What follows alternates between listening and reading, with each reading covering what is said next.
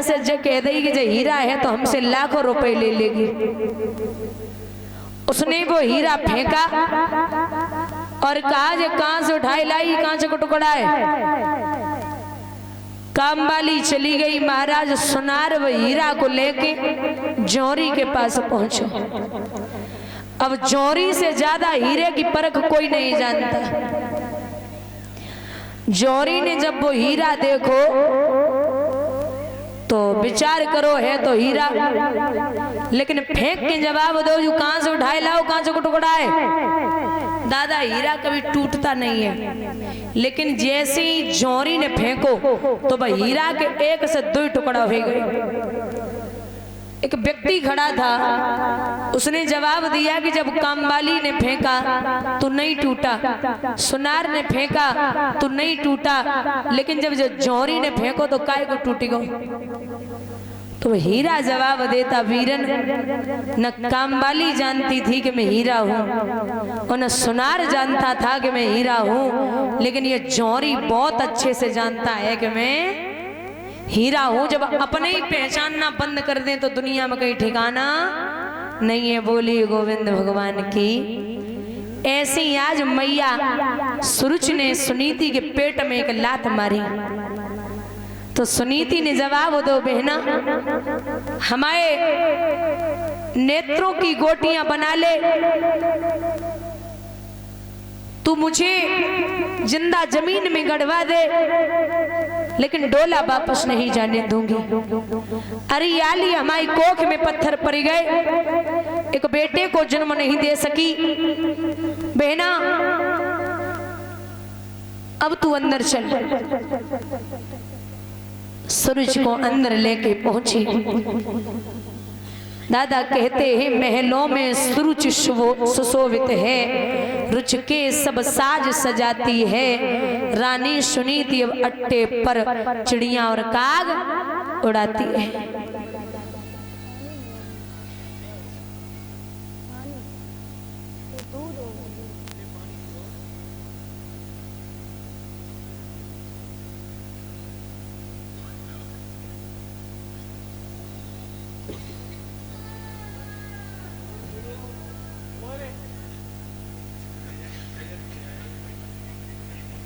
भैया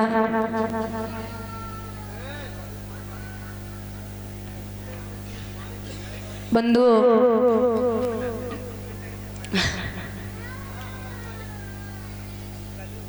चुप हो जा।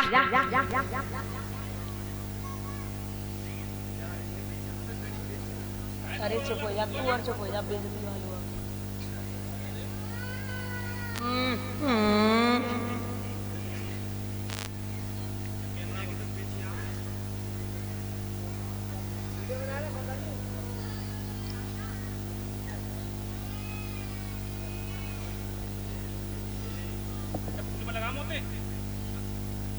भैया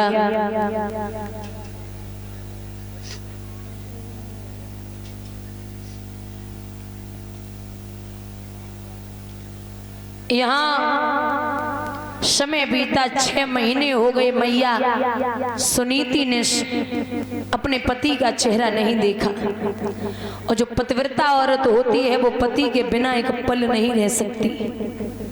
रात्रि का समय, माह का महीना, सर्दी पड़ रही। आज मैया सुनीति मरवे के लिए चली हुआ ऐसा। अरे दुख की मारी मात लला अटा से नीचे आई,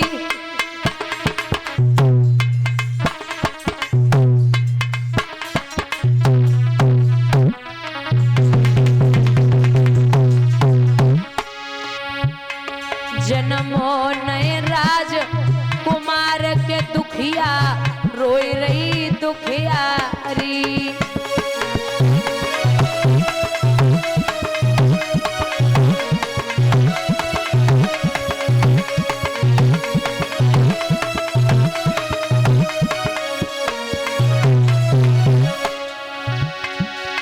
अरे मात जब जंगल में और करे करे पति की याद के दुखिया रोई रही दुखिया हरी भैया।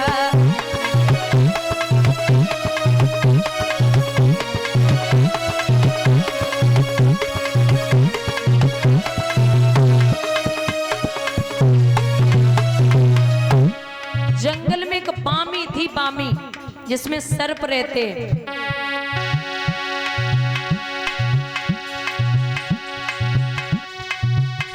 माता जब बामी पे ठहरी, पैरन की वही आवाज निकल के आई ओ चेरी।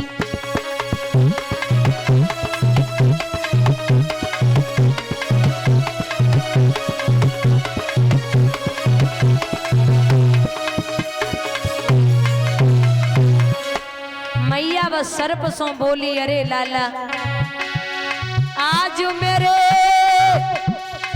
संकट को बांटो, मुझे दुख सो नहीं जा तो ललान का उंगली में काटो।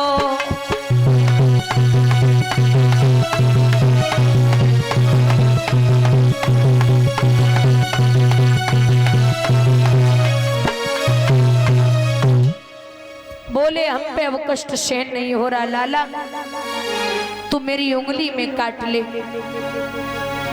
जो मेरा दर्द बंद हो जाए। सर्प कहने लगा मैं बिना वजह किसी को परेशान नहीं करता।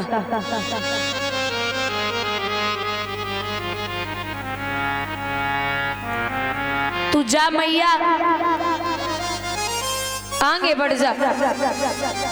आगे बढ़ी मैया सुनीति महाराज कुएं में गिरने के लिए तैयार हुई तो पीछे से ब्रह्मा पुत्र नारद ने रोक दिया।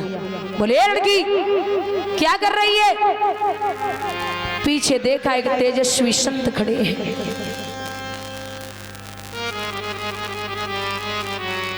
क्या लेने आई है? बोले महाराज आप कौन हैं? बोले नारम ज्ञानम ददाति नारदः, जिसकी बात कभी रद्द न जाती हो मैं वो ब्रह्मा पुत्र नारद हूं। मैया ने जवाब दो फिर हमें जब बताओ। एक पत्नी, एक माँ, एक औरत, एक बेटी अपने प्राणों को कब देती है?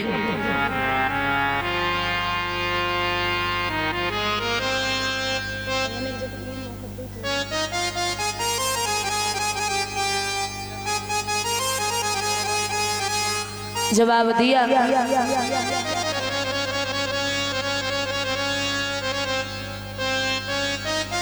कि हमारे सवाल का जवाब दे। सवाल कैसा? बोले का वर्षा थोड़ी भई के कहूँ गो किसान और सही खेत बंजर पड़े कहा रची भगवान। बोले ना वर्षा थोड़ी भई ना कहूँ गो किसान और खेत बीज ओढ़ तो नहीं सुनिए संत सुजान।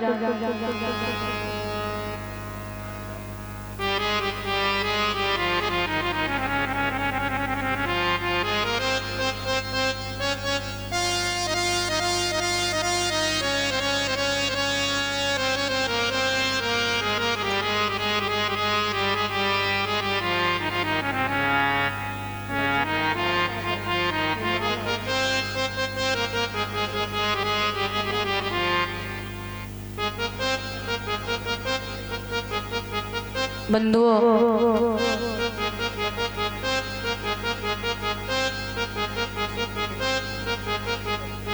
बोले अच्छा तो तेरे कोई पुत्र नहीं है? बोले हाँ महाराज। अरे बावरी बेटा नाई हो तो मरी वे गुआई गई लौट जा। बोले नहीं महाराज जीवित नहीं जाऊंगी बिना पुत्र के। बाबा नारद बोले लला का भाई झोली में पड़े जो उठाए के पकड़ाए दे जा और तेरे पुत्र पैदा हो जाएगा। जवाब दो अब पता चलो कि संत भी झूठ बोलने लगे। जब जो बात सुनी तो बाबा नारद बोले, हे देवी,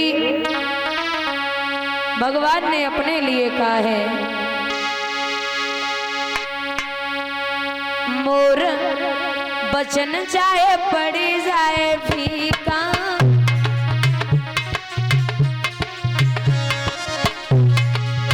मोर बचन चाहे पड़ी जाए फीका, संत बचन पत्थर कीली का। सीता राम हरे राधे श्याम हरे सीता राम हरे राम हरे।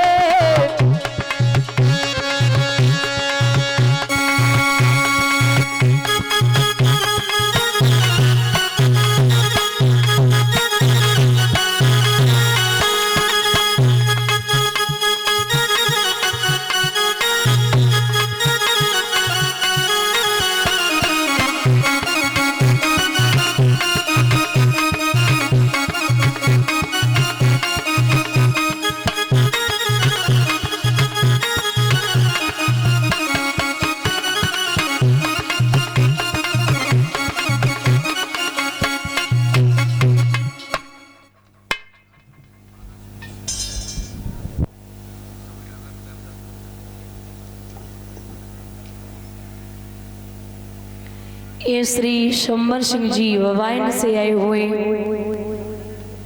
माल्यार्पण कर रहे हैं। महाराज परीक्षित एकपति जी और मुझे सम्मानित कर रहे। भगवान सुख और संपत्ति प्रदान करें।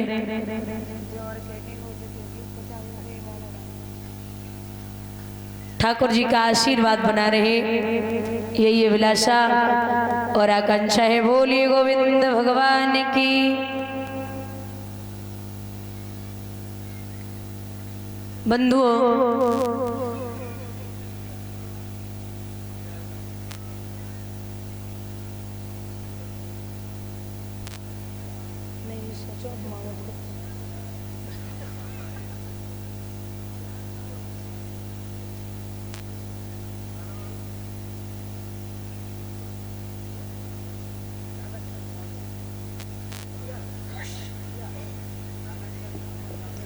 यहाँ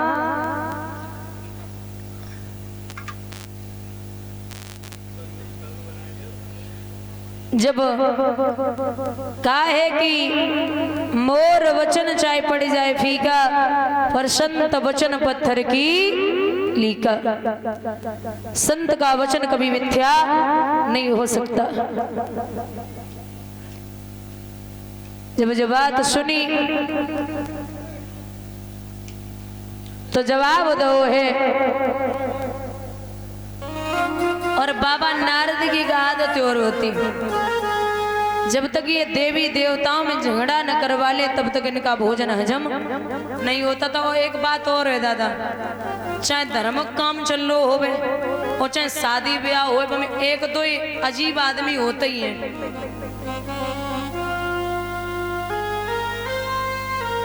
हमें तो छोड़ो चाहे कितना अच्छो वक्ता अगर पंडाल में व्यासपीठ पे बैठा हो, लेकिन एक दो ऐसे होते ही हैं जिन्हें उंगली उठाए को काम होता ही है उनको।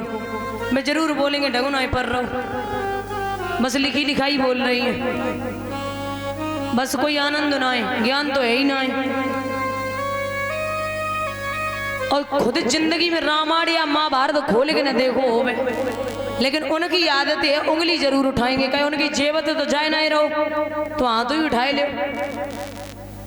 तो आदत होती कुछ लोग ने की बोली बेगी, चाहे पर धर्म को भागवत और अखंड रामायण चल रही होवे, कोई भी धर्म का कार्य हो, लेकिन लोग उंगली उठाते ही हैं। लिखा है दादा कि कुछ लोग इसलिए आते हैं और देखें शास्त्री जी कैसे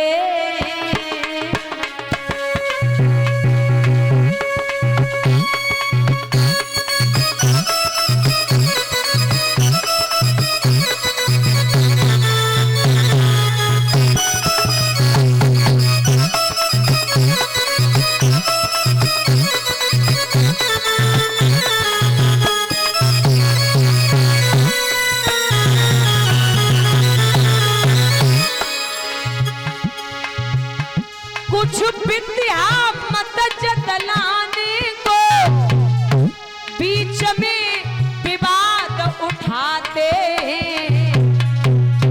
और आएंगे चार जाते गप्पे मारी चार बातें मारी।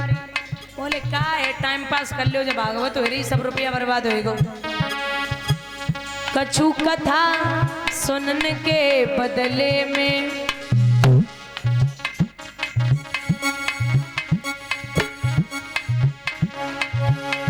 कछु कथा सुनने के बदले में चप्पल जूता ले जाते हैं।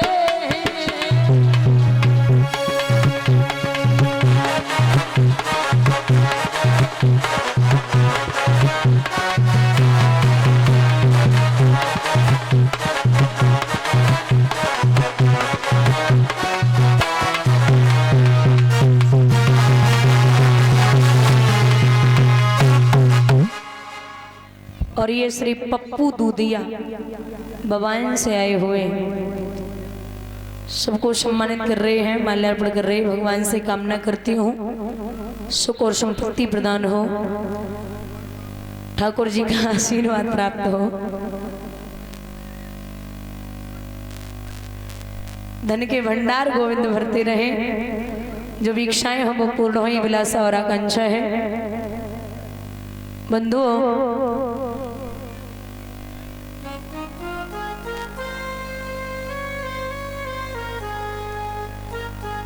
यहाँ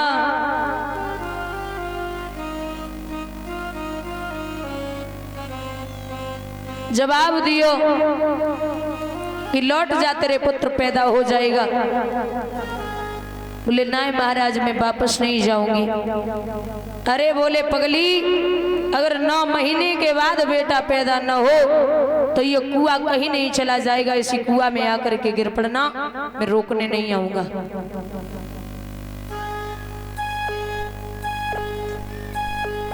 और महाराज मैंने पहले भी बोला कि बाबा नारद की आदत थी, एक दिन स्वर्ग लोक में सभा लगी तो वहां पर प्रश्न उठा और पूछा गया कि ये बताइए दुनिया में सबसे अनमोल वस्तु क्या है। तो बोले दुनिया में सबसे अनमोल वस्तु है प्रेम। बोले ये मिलता कहाँ है? जवाब दिया भोले बाबा और मैया पार्वती में बड़ो प्रेम है। ऐसी बात है? बोले हाँ। बाबा नारद बोले अगर उनमें दोनों प्रेम है तो हम पे छोड़ दे, आज हमने अगर लड़ाई न करवाई दे तो हमसे नारद कौन कहे। बाबा नारद पहुंचे, सो कैलाश पर्वत पे अकेली मैया बैठी रहे। जाएगी बोले मैया, बोले हाँ नारद प्रणाम करता हूँ। बोले खुश रहो, कहाँ से आए हो? जवाब दो मैया घूम रहे सो हमने सोची तुमसे मिलने तो चले आए। आओ बैठो। बिठाई लियो, और जब बिठाई हो तो पूछी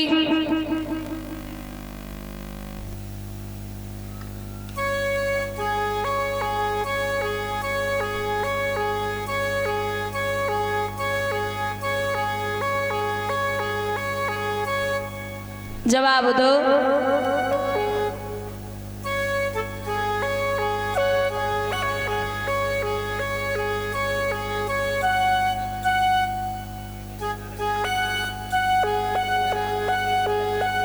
कि दिखाई नहीं दे रहे, बाबा कहाँ गए?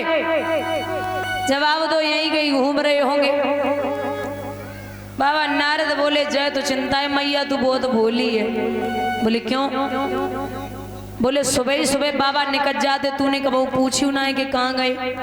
बोले ना हमने तो नहीं पूछी। बोले तूने कब पूछी ना है, उनने कब बताई ना? तो बोले कोई बात? बोले हाँ है ना। क्या है? जवाब दो कि मैया तो ये पता ना है तेरे अलावा उनके 6-7 पत्नियां और हैं। पार्वती बोली नारद बैठो खाओ पियो, लेकिन हमसे जो उल्टी सीधी बातें मत करो। बोले तेरी सौगंध खाए रे मैया, तेरे अलावा उनके 6-7 और हैं। अब कोई कसम खावे को तो भरोसा तो होने ही है। सो बोले आजवान देव ने दूसरी बात फिर पूछी, बोले हमें जब बता मैया जो उनके गले में मुंडों की माला पड़ी है वो कहाँ से आई? बोले हमें तो पता ही ना। बोले तुम्हें जो ना पता और तुम ढिढोरा पे ऐसे ही पीट रहे कि हमें बड़ो प्रेम करें, तो खाक प्रेम करें। बोले आज मान दो। सो इते नारद को निकरबो वो होते से भोले बाबा को आई वो सो चलत में ही प्रणाम करो बाबा। प्रणाम करता हूँ। बोले खुश रहो नारद, कहाँ से आए रहे हो? बोले बाबा से नारद बोले कैलाश पर्वत से ही आ रहे। सो मैया तुम्हें बड़ो याद कर रही। बोले बाबा मुस्कुराए के मन ही मन में बोले वैसे याद न कर रही होती, अब तुम घूम के आए तो जरूर कर रही हो ही। बस देखनो जे है कि तुम का कह के आए हो। तो वैसे तो पार्वती लाई गिलास हम पानी गेट पे ही खड़ी रहती, लेकिन आज नहीं निकली। बोले बाबा बोले सुनती हो? अरे सुनती हो देवी? पार्वती बोली मैं 6-7 है नहीं सुनाई दे जाए। बोले पानी तो दे दो, जवाब दो, वो 6-7 है उन पे पी ले जाए। समझ गए भोले बाबा नारद कान भर गए। सो अंदर पहुंचे देवी, क्या हुआ? बोले एकदम दूर दूर रहो। बोले क्या हुआ? जवाब दो हमें, जब बताओ हमारे अलावा तुम्हारे 6-7 और कौन है? बोले किसने बोला? बोले किसी ने भी बोला, सच सच बोलो।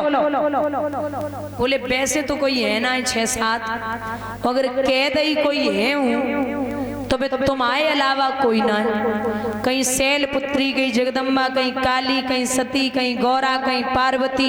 आपने कितने रूप लिए, हर बार आप मेरी पत्नी बनी हो तो कोई और नहीं, स्वयं आप हो। बोले मान लिया। सौगंध खाई? बोले आपकी सौगंध खाता हूँ और कोई है ही नहीं। बोले तो जो गले में मुंडन की माला पड़ी जो कहाँ से आई? बोले इसमें कुछ सिर आपके हैं और कुछ सिर राक्षसों के हैं। बोले मेरे सिर? बोले हाँ। क्यों?